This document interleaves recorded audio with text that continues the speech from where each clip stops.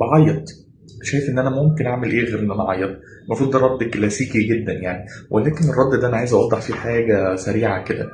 مش اي حد بيعرف يعيط لما يكون متضايق او مخنوق، ودي مش حاجه وحشه. ان انا اعرف اوصل لمرحله من الاتساق الداخلي. يعني ايه اتساق اصلا؟ يعني ان اللي جوايا زي اللي برايا بالظبط.